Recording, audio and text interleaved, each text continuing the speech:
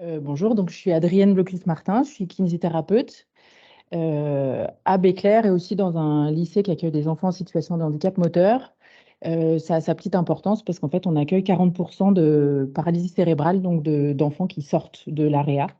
Donc avoir les deux casquettes, ça me donne une vision un peu globale de ces enfants.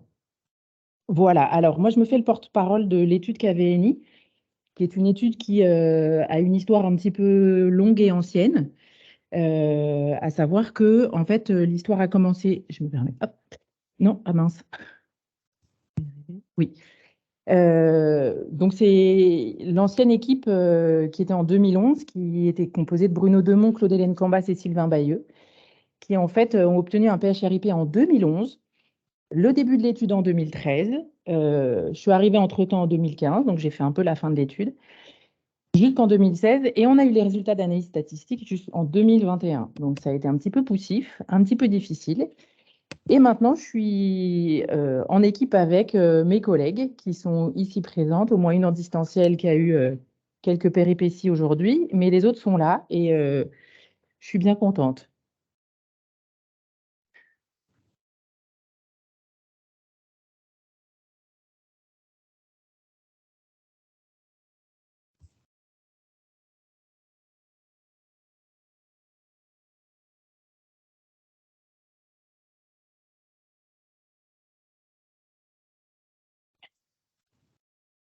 Donc en fait, on s'est intéressé à la respiration du prématuré. Je vais dire on, parce que en fait, j'étais pas trop là, mais j'y suis maintenant, donc je vais m'attribuer un petit peu tout ce processus de réflexion.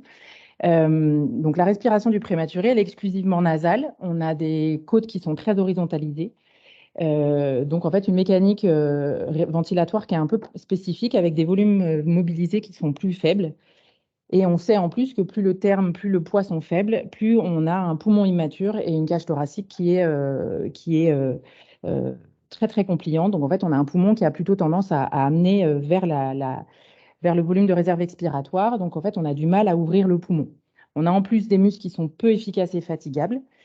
Et en conséquence directe, on a une capacité résiduelle fonctionnelle et un fin de volume d'expiration qui sont insuffisants.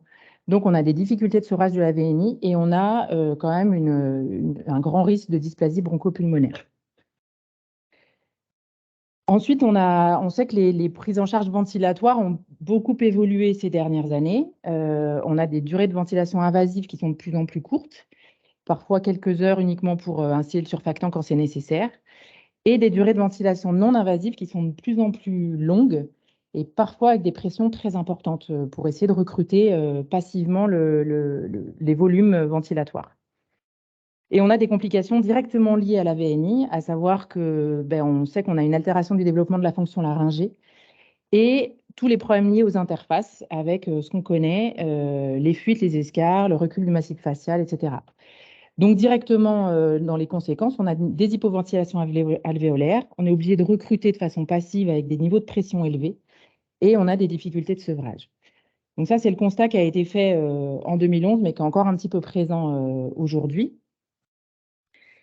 Et qu'est-ce qu'on a comme possibilité en kinésithérapie respiratoire en réanimation néonatale? Pas grand-chose. Et surtout, finalement, toutes les publications qui ont été faites depuis tout le temps, c'est qu'on n'a pas d'efficacité préventive sur les troubles ventilatoires potentiels et que, en fait, on n'a pas grand-chose d'efficace à proposer. Donc, l'équipe à l'époque s'est demandé quelle alternative était possible. L'hypothèse de départ, c'est que quand même, on pressent que la kinésithérapie respiratoire pourrait contribuer au recrutement alvéolaire, mais sur un mode actif cette fois-ci. Donc, c'est Bruno Demont surtout qui a proposé une technique qu'il a appelée l'augmentation de flux inspiratoire, à contrario de l'augmentation de flux expiratoire, qui en fait génère une expiration forcée. On augmente le débit à l'expiration. Et l'enfant en réaction va prendre une grande inspiration et donc majorer son débit inspiratoire et donc faire du recrutement alvéolaire actif. Donc, j'ai voulu vous montrer à peu près ce que ça représentait.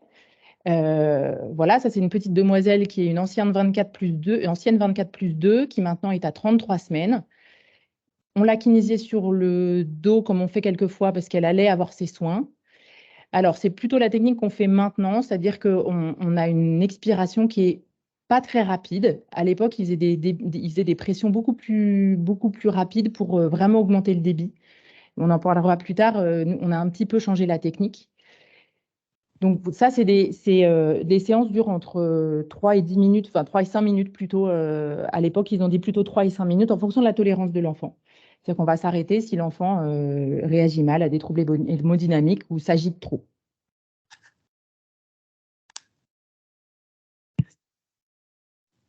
Donc, le PHRIP qui a été obtenu, il a été fait pour obtenir faire une étude monocentrique randomisée en ouvert, parce que le mode en double aveugle, enfin en aveugle au moins, était un petit peu compliqué à mettre en place. Donc, ils ont décidé que ce serait en ouvert, avec un bras témoin où il y avait uniquement la VNI, et ensuite un bras avec le traitement, donc VNI plus AFI. Alors, l'objectif, c'était d'avoir 50 inclusions dans chaque bras pour pouvoir prouver une baisse de 30% de la durée totale sous ventilation non invasive. Alors, je vous l'ai fait rapidement, mais le critère de jugement principal et donc l'objectif principal, c'était surtout de réduire la durée totale sous VNI avec un certain nombre d'objectifs secondaires un peu classiques, donc les réduire la durée totale d'hospitalisation, les atelectasies, la durée d'oxygénodépendance, etc. Pareil, alors les critères d'inclusion, ils avaient essayé de les resserrer un petit peu, c'était quand même assez général, un peu classique en réanimation néonatale, hein, donc il fallait un âge gestationnel en dessous de 33 semaines. Des enfants eutrophes sous VNI après sevrage de la ventilation invasive. Donc, il fallait qu'ils soient passés quand même en ventilation invasive pour qu'ils soient inclus. Et après, toutes les habitudes affiliées à un régime de sécu, etc. On excluait évidemment ceux pour qui, de toute façon, la kinésithérapie respiratoire est contre-indiquée, à savoir le pneumothorax, les bulles d'emphysème, HIV 3 ou 4, les thrombopénies et les syndromes polymalformatifs, et un poids de naissance inférieur au 10e percentile, donc les grands hypotrophes. Donc, le déroulement de l'étude, ils incluaient l'inclusion se faisait au moment du sevrage. On informait les parents, on randomisait sur CleanWeb, qui était le logiciel qui gérait ça. Et la condition, c'était qu'il fallait que la première séance se fasse dans les 24 heures suivant le sevrage de la VNI. On faisait habituellement 3 séances par 24 heures, de 3 à 10 minutes en fonction de la tolérance de l'enfant. Et c'était classiquement tous les enfants qui étaient sous ventilation non invasive, donc les modes classiques avec le mode NAVA qui a une petite particularité qui est intéressante. Et les interfaces sont les interfaces tout à fait habituelles. Donc, dans les résultats, ils avaient réussi à inclure quand même, enfin, à retenir 124 patients, 101 ont été randomisés, avec quelques-uns inclus à tort finalement, certains sortis de l'étude. Voilà. Après, il y a toutes les données un peu démographiques dont je vais vous épargner la lecture. Mais en tous les cas, les deux bras étaient bien équilibrés. Donc, on avait quelque chose de bien solide. Pareil, donc les résultats. Alors, on a des résultats qui sont plutôt favorables. Je crois même que la statisticienne ne voudrait pas que je vous dise ça parce que ce n'est pas tout à fait juste, mais j'ai envie de le dire, donc voilà. Ils sont certainement pas statistiquement significatifs, ça c'est certain. Mais en tous les cas, on a quand même une petite tendance qui nous plaît pas mal sur tous les critères et aussi bien de jugement principal que les critères de jugement secondaire. Alors, je vous mets des jolies courbes. Donc, on a fait quand même on a créé des sous-groupes pour savoir un petit peu ce qui se passait chez les uns et chez les autres. Donc, un sous-groupe de 24-27 et un sous-groupe de 28-32. On voit bien que sur la figure, en fait, les courbes se croisent. Donc, on sait qu'on n'est pas, c'est pareil, on n'est pas très significatif, mais quand même, voilà, c'est pas si moche que ça. C'est pas terrible, mais c'est pas si moche. Et quand même, on a eu envie de regarder les 29-31, ceux qui sont de toute façon, qui s'en sortent plutôt mieux, ça on le sait. Et là, on commence à avoir des résultats un peu intéressants. Mais toujours pareil, la statisticienne me taperait sur les doigts puisque c'est pas significatif statistiquement. Donc, ce qu'on a pu quand même en tirer, c'est qu'il n'y avait aucun effet délétère de l'augmentation de flux inspiratoire. On n'a pas d'effet délétère, donc il n'y avait pas plus d'effets secondaires indésirables, enfin d'événements indésirables dans le groupe AFI que dans le groupe test. On sait donc que c'est une technique qui est adaptée à la physiologie du prématuré. Et on sait aussi que la VNI a des effets délétères à des niveaux de pression importants, surtout quand elle est prolongée. Et on n'a surtout quasiment pas d'études qui sont faites sur la kinésithérapie respiratoire en réanimation néonatale. Et aucune sur cette technique, sauf cette étude-là, qui est en voie de publication, puisqu'on a réussi à finir l'article, à le traduire. Donc, il n'y a plus qu'à maintenant solliciter les différentes publications qui accepteront de les prendre. Donc, on a des résultats qui sont plutôt encourageants. Et forcément, on aurait bien envie de prolonger l'affaire avec, par exemple, une étude multicentrique pour avoir une puissance suffisante et pour qu'on ait quand même des choses un petit peu plus parlantes. Donc, depuis 2011, quand même, on a réfléchi, on pratique beaucoup. Donc, en fait, maintenant, nos protocoles ABCLER, c'est qu'on est depuis, en gros, mi-2019, on est en prescription systématique pour les moins de 32 semaines, quel que soit le terme de naissance et quel que soit le poids. Là, pour le coup, on retient quand même les grands hypotrophes qui sont sous VNI. À partir de J10, sauf contre-indication, on essaye de passer la phase un peu inflammatoire des tout petits et tout jeunes. Et on les prend en charge jusqu'au sevrage de la VNI. Donc, quand ils passent soit en optiflow, soit en ventilation spontanée. Et on fait 1 à 2 séances par jour. Donc, on fait maintenant les séances le plus possible au moment des soins. On ne modifie pas la position. J'ai voulu vous mettre des photos parce qu'en fait, c'est nous qui nous adaptons à la position de l'enfant. Si on est au moment des soins, évidemment, en coordination avec l'infirmière, on va le laisser sur le dos. S'il y a besoin d'une aspiration, évidemment, on le met sur le dos. Mais la plupart du temps, en fait, on se faufile un petit peu quand on n'arrive pas à être au milieu des soins, pendant les soins. En fait, on va le mettre, enfin, le prendre en charge exactement dans la position dans laquelle il est. Et la plupart du temps, en fait, il se réveille vaguement, mais pas tant que ça. Donc, on essaye d'être le, le moins délétère pour eux au niveau de leur repos. Les contre-indications, c'est pareil, c'est les contre-indications classiques à la kiné respiratoire, donc notamment les contre-indications neurologiques et abdominales. Et ensuite, on s'adapte aussi quand même à l'enfant, c'est-à-dire que quand on a un enfant qui est très instable, qui est très fatigué ou qui a un ballonnement très important, bah, moi, quand ils ont le ventre énorme, bah, j'ai pas très envie de leur appuyer sur le thorax. Donc, en général, on discute avec l'infirmière, avec le médecin, et assez régulièrement, on décale un petit peu la prise en charge ou alors on attend qu'il aille mieux. Et ensuite, on a quand même évolué dans la réflexion. Donc maintenant, on travaille beaucoup plus sur nos pressions, elles se font beaucoup plus sur une recherche de volume plutôt que le débit. Parce que finalement, quand on cherche à majorer le débit, on est obligé de faire des pressions qui sont beaucoup plus agressives, qui sont beaucoup plus fortes sur l'enfant. Et j'ai pas trouvé qu'il y avait une efficacité meilleure avec un débit. Donc, on va plutôt ralentir la manœuvre. Euh, et surtout, la grande hypothèse, c'est qu'on a une implication du diaphragme. C'est-à-dire que on sait maintenant qu'en réanimation, la dysfonction diaphragmatique, c'est un phénomène qui est extrêmement documenté chez l'adulte en réanimation. C'est-à-dire que à partir de 6 heures sous ventilation invasive, en VAC par exemple, on a jusqu'à 20% de la population qui perd une force importante de la part du diaphragme, ce qui fait que ben, on a des difficultés de sevrage. Et je me dis, pour ces enfants-là qui sont quelquefois un petit peu intubés, mais surtout qui passent des semaines en ventilation non invasive, avec quelquefois des pressions importantes, donc des aides inspiratoires importantes, je me dis que forcément, ben, le diaphragme, il devient un petit peu feignant. Et en nos séances de kiné respiratoire, à partir du moment où on génère une inspiration forcée, on va générer une contraction majorée du diaphragme. Donc, avec l'autorisation de Bruno Demont, je me suis permis de modifier le nom de la technique. Je vous épargne, enfin, je m'épargne surtout la prononciation en anglais. Je vous laisse lire. Et on essaye, nous, là, en ce moment, de faire une étude rétrospective dans le service, puisqu'on est en prescription systématique depuis mi-2019.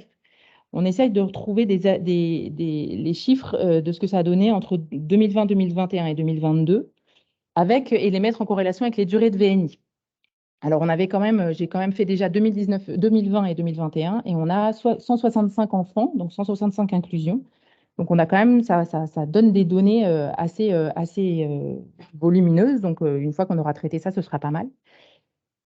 Et pour en revenir à cette histoire de diaphragme, on a la chance d'avoir 3 ventilateurs NAVA, qui en fait sont des ventilateurs qui vont enregistrer l'activité électrique du diaphragme et on peut récupérer des datas.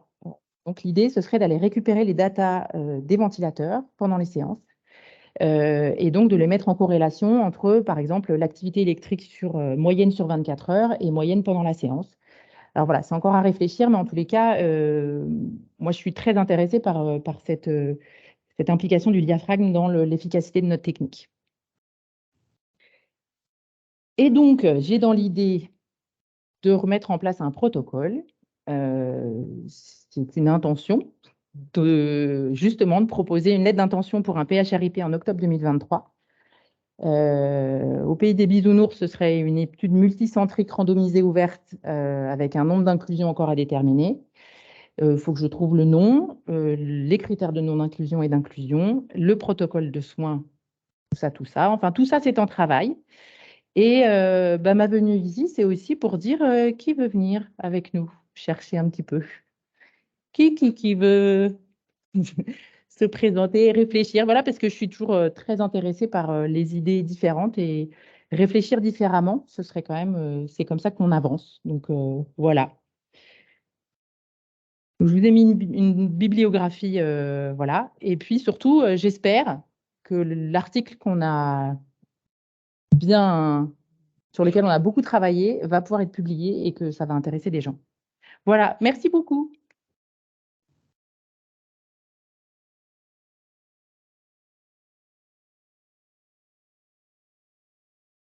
J'ai même respecté le temps, là. Est-ce qu'il y aurait des questions dans la salle?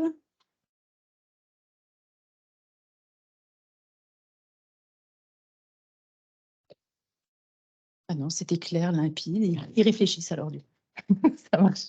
Adrienne Blocus-Martin, l'hôpital Antoine Béclair, vous me trouverez, la réanimation néonatale, tout ça, si ça vous intéresse.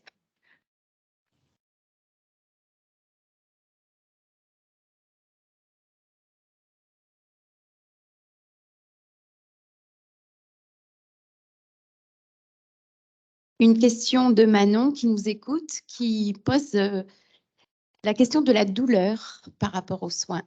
Est-ce qu'elle peut avoir une petite réponse? Et sinon, vous avez des gens intéressés sur le... La douleur, c'est assez variable, c'est-à-dire que oui, on les dérange, hein, ça c'est certain. Dire que c'est franchement douloureux, non, parce que la plupart réagissent plutôt bien. Vous voyez que sur la vidéo que je vous ai présentée, en fait, alors très souvent, ils ronchonnent un peu au départ, c'est-à-dire qu'ils se débattent un peu, ils s'agitent, et puis une fois qu'ils se sont dit, OK, vas-y, fais ton truc, je te laisse faire. Et puis, en fait, après, on a quand même la plupart du temps, une amélioration de la saturation. Souvent, ils ralentissent un peu leur fréquence respiratoire. Donc, oui, on est inconfortable. Ça, c'est indéniable. On leur appuie dessus, hein, quand même. Mais a priori, on n'a pas de vraie douleur. De l'inconfort, oui, mais pas de la vraie douleur.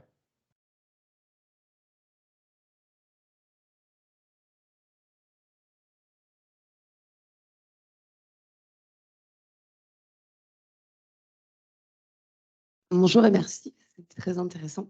Je me demandais peut-être éventuellement d'imaginer pouvoir faire ce soin en peau à peau ou avec un soutien postural, quelque chose ou à 4 mains.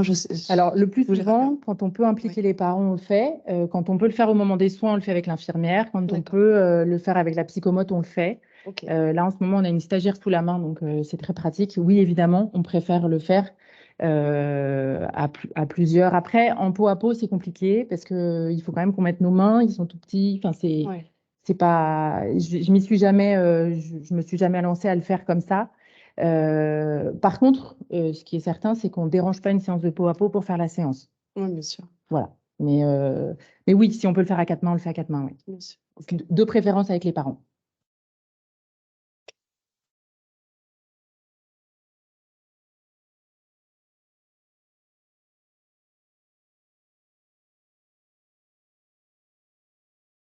Aurélie vous demande si la question du confort a été évaluée et si vous avez pu faire des grilles d'observation sur les effets du soin, type observation NITCAP. Pendant ou après? Je pense que les deux. Les deux. Alors, on fait pas de, on code pas particulièrement, on fait pas des DIN, on fait pas d'évaluation NITCAP pendant qu'on le fait. On a eu pendant un moment un appareil assez intéressant qui s'appelait le NIPE, qui est un appareil qui mesure le fonctionnement du système parasympathique et qui qui donc donne un chiffre de confort, d'inconfort, voire de douleur de l'enfant. Et j'avais trouvé ça très intéressant de pouvoir travailler avec ça. Et le peu de temps qu'on a eu cet appareil, en fait, on a pu constater qu'effectivement, on générait un inconfort, pas de franche douleur, mais que surtout après, ils étaient plutôt mieux. Donc voilà, c'est un appareil qui était assez intéressant. Le problème, c'est qu'on n'avait pas de normes sur le prématuré, ni en fonction du terme, ni en fonction de la maturité, etc. Donc on n'avait pas pu s'en servir, mais c'était un appareil qui donnait une évaluation objective du confort et de la douleur de l'enfant, et je trouvais ça très intéressant. Mais voilà, ça n'a pas abouti. Mais non, on fait pas directement d'évaluation pendant la séance.